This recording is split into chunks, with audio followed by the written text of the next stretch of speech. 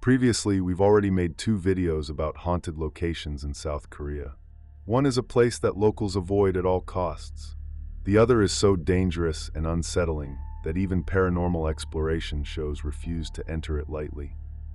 And tonight, we're visiting the third one, a location that is just as infamous in South Korea, and one that was even listed by CNN as one of the 7 most haunted places in the world.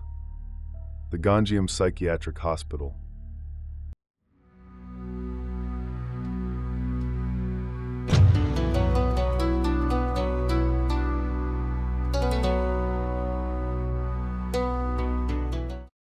According to legend, the hospital shut down abruptly in the mid-1990s, and the real reason was never made public.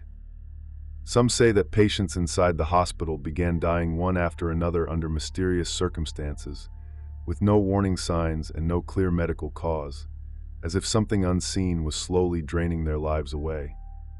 Others claim that hospital officials deliberately covered everything up to avoid drawing attention, because they knew that if the truth ever came out, it would cause widespread panic. As time passed, the stories surrounding Gonjiam became more and more exaggerated. People began to believe that this was no longer just an abandoned psychiatric hospital, but a place filled with accumulated pain, resentment, and unresolved suffering. Urban explorers who entered the building at night claimed that even when there was no wind at all, they could hear footsteps coming from the far end of the corridors. At times, they said they heard faint whispers, as if someone were quietly speaking from behind the walls. When it comes to Gonjiam, the most widely circulated and most spine-chilling story is what's known as the 42 patients incident.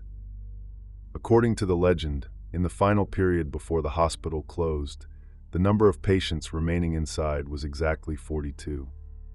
What made this especially strange was that all 42 were considered severe, long-term cases. Their mental states were highly unstable, and under normal circumstances, they would almost never have been housed together on the same floor. But starting one day, the atmosphere inside the hospital began to change. Nurses noticed that some patients would suddenly wake up in the middle of the night, screaming that they could hear someone talking inside the walls. Others claimed they saw shadows flicker at the far end of the corridors, yet whenever staff rushed over to check, the entire floor would be completely empty. Even more unsettling was the fact that these incidents didn't affect just one patient. They gradually spread to other wards as well. The patients began to develop a strange, unspoken understanding among themselves. They communicated through eye contact, and sometimes by knocking on walls or tapping bed frames to pass messages. No one knew what they were communicating, but some staff later described the entire ward as being shrouded in an invisible sense of dread, as if everyone inside was waiting for the same thing to happen. Then, one night, the hospital suddenly fell into an unnatural silence. There were no screams, no pounding on doors, not even a sound from the patients who were usually the loudest. Early the next morning, when the day shift staff opened the ward doors, what they saw, according to the legend, caused several people to break down on the spot. The story says that all 42 patients ended their lives on the same night, each in different ways. What made the story even more disturbing was that none of this was ever made public. Ambulances reportedly came and went quietly in the early hours of the morning.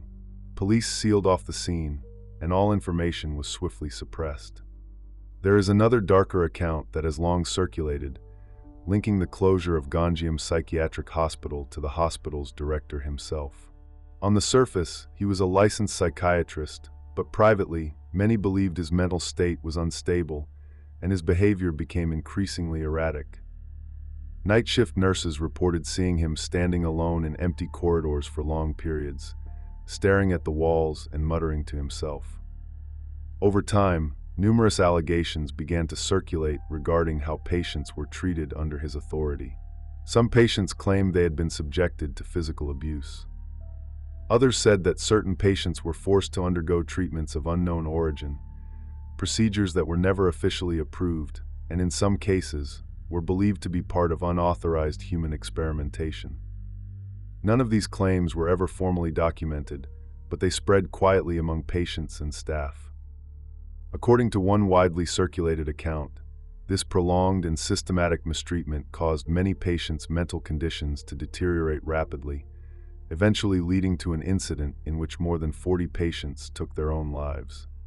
After the incident, the hospital director was also said to have taken his own life amid the chaos. The psychiatric hospital soon ceased operations, and the details of what happened were never publicly investigated, leaving behind a version of events that remains unverified and largely unexplored to this day. But this is where the narrative begins to fall apart. As early as 2012, a South Korean paranormal investigation program had already conducted a detailed examination of the rumors surrounding Gonjiam Psychiatric Hospital. Rather than relying on online speculation, the production team traced official records from the National Medical Association and contacted Dr. Cho, a physician living in Gangwon Province who had previously worked at Gonjiam Psychiatric Hospital. Dr. Cho stated clearly that the hospital's former director, Hong, had no history of mental illness and did not take his own life. In reality, he passed away later in life due to chronic illness.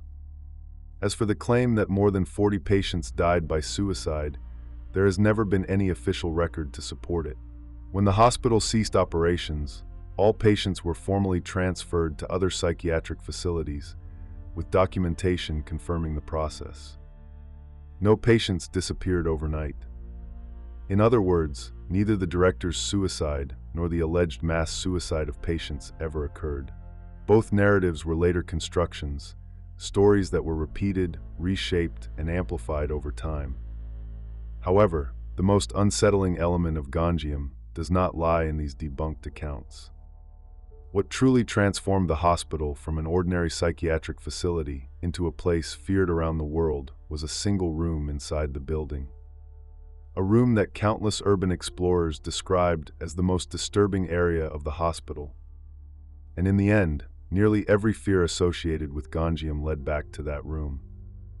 Across countless online posts, urban exploration videos, and ghost story discussions, the most famous claim about Gonjiam Psychiatric Hospital is the existence of a so-called most cursed room, Room 402.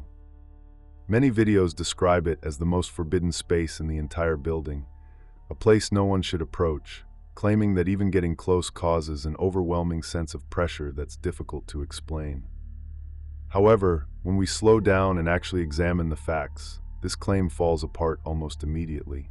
According to architectural plans and on-site records, the real Gonjiam Psychiatric Hospital was only 3 stories tall. In other words, the building never had a 4th floor, which means a room numbered 402 could not have existed. So how did the number 402 become the most widely recognized symbol of fear associated with Gonjiam? The answer lies in a film.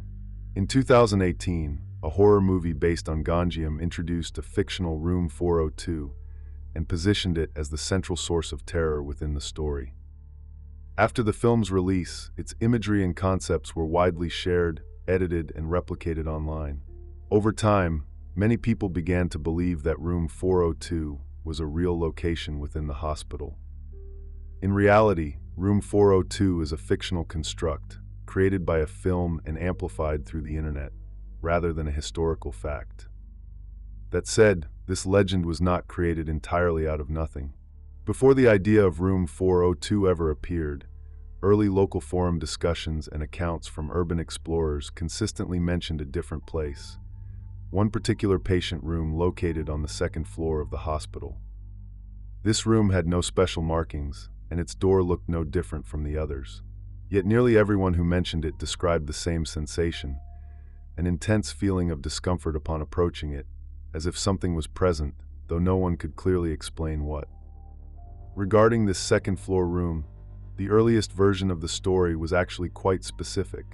According to the account, a former soldier suffering from severe psychological trauma caused by war had been hospitalized there for long-term treatment. Despite years of medical care and observation, he was unable to overcome his inner struggles. His mental condition deteriorated repeatedly, and he eventually took his own life inside the room where he lived. So which room was it, exactly? To this day, there's no definitive answer. But the footage you're about to see may offer a clue. At the time, two teenage boys, curious about the rumors, entered the hospital and stopped in front of a patient room. 여기도 한번 열어볼게요. 저 열어보세요. 안 열려요. 안 열리는데요? 하지마, 그냥 가자. 그냥 가. One tried turning the door handle, then pushed harder when it wouldn't open, as if it were locked from the inside. He reached through the small inspection window to look inside, when a sudden loud bang came from within. Panicked, the two screamed and fled the hospital in chaos. Perhaps the room mentioned in the legends has always been this one, room 206. Because whether in the earliest circulating stories or in later versions that were repeatedly reworked and embellished, they all share one common detail: a door that could not be opened. But when we step away from the legends and take a clear look at why Gonjiam Psychiatric Hospital actually closed, the answer has nothing to do with ghosts or murder. The truth is far more grounded and far more unforgiving.